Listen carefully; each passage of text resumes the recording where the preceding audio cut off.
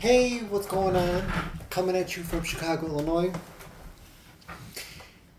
And so I found this unique, this definitely out there article. It's um, it's a unique article, but I think there's something to be taken away from this article, something to be learned. So this article, this is from WSILTV.com, and the title of this article is "They Planned to Ride Out the End of the World. They Wound Up Lost at Sea." And this article's from January of 2023, so it's not terribly old. And so basically, on this channel, when I discuss articles, I usually discuss verbatim the first and maybe like the second paragraph, and then I'll just sort of paraphrase the rest of the article. And I'm going to go ahead and do that with this article here, but I'm just going slightly more in depth with this article than I would with other articles, simply because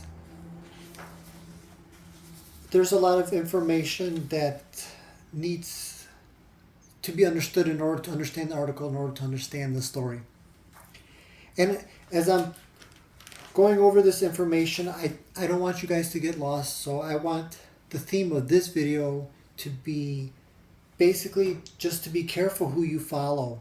And I'm not just talking about people who you follow on social media, but like people who you literally follow, as in up and moving your life to go follow people.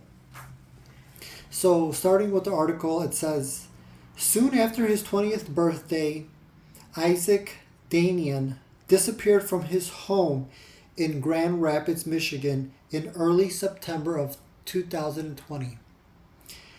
And in the article, there's a picture of this young guy. And underneath the picture, it talks about how Isaac had left his home on Labor Day weekend of 2020 while his parents were out of town. And in the picture, this young guy, he looks robust. Just your typical teenager. But getting back to the article, it says he left behind a note for his younger siblings that warned them, do not get the vaccine or you won't make it to heaven. So the behavior of this young guy to just up and leave his life is just bizarre. It's out there, and I'm going to discuss, according to this article, why he decided to up and move out of his home, out of his life. His parents, Abigail and John Danian, told CNN that their son had grown paranoid during the pandemic. They say he started to believe that the flu vaccine was the government's way of controlling the population and that the flu test was just as dangerous. Before he left home, his parents say their son told them to sell all their belongings and move into a bunker. So again, the just radical thinking, there appears to be some disillusionment with this young guy, some possible brainwashing taking place. Isaac sent a text message and a picture of himself on a boat holding a fish to his family on October 4th of 2020. And his family hasn't heard from him since. Isaac's parents didn't know at the time that before their son had left, he had started following a so-called guru online named Matthew M. On his YouTube channel, Matthew M spread flu misinformation, delivering sermons about what he says was Satan's plan to destroy society and false claims about the flu vaccine, which he called the mark of the beast. It's just so bizarre, it almost leaves you speechless. Matthew M. posted a recruitment video online to sail with him from Hawaii to the South Pacific, which Isaac had signed on for. It was through the parents' missing persons report that they had discovered that their son had been in contact with this so-called guru. That guru wanted to travel to Hawaii and the surrounding area because he wanted to find a flu-free place where they could start again and escape Satan's grand plan. So Isaac and some other recruit, they were on a boat. It appears from the article that both Isaac and this other recruit guy, they both believed that they were headed towards a destination where they wouldn't have to deal with any of this flu vaccination or flu testing. But it turns out that their boat captain had to reroute the boat to a different location where they would have to be flu tested. And when Isaac and the other passenger found out that they would need to be tested, they panicked and threatened to jump off the boat. Once the boat headed to a French territory between Hawaii and New Zealand, and the captain alerted authorities about their arrival so that they could anchor their boat, Isaac and the other passenger suddenly jumped overboard. The captain of the boat said that the two men jumped because they didn't want to be on the boat and wanted to avoid taking the flu test.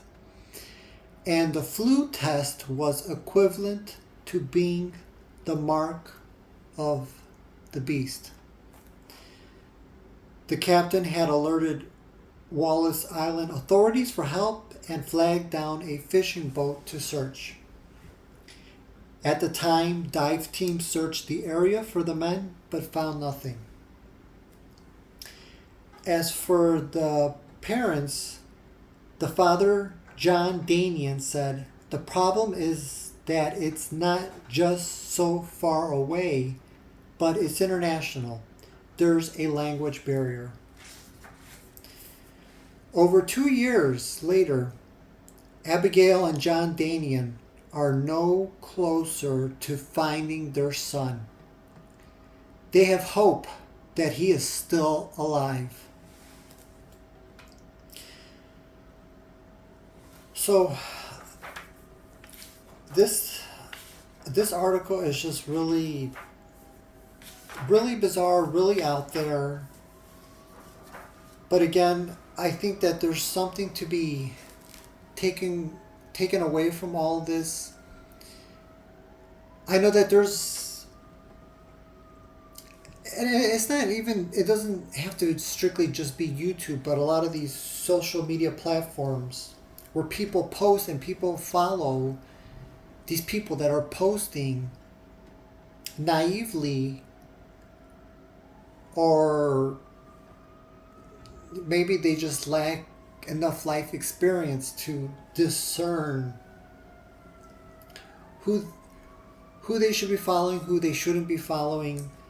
I know that not too long ago I made a video about financial gurus, and there was a popular YouTuber named Kevin David, and I talked about in that video about how this guy, he used the YouTube platform to basically scam people into buying his bogus business programs. But luckily, the FTC had gone after him, and he's no longer posting any more YouTubes trying to sell his scandalous business practices. So that was an article that I had found, and I had I had talked about that in a other video that I had made. But the whole point is we really do need to be careful who we're following online, because if we're not careful, we could be led astray. And I say it so many times, I don't think I can say it enough, the importance of following the one and only true leader, which is our Creator, because we know that He will never let us down, that He will never lead us astray. That doesn't mean that just because you follow your Creator that you're not going to have problems. Everybody has problems, Christians and non-Christians, but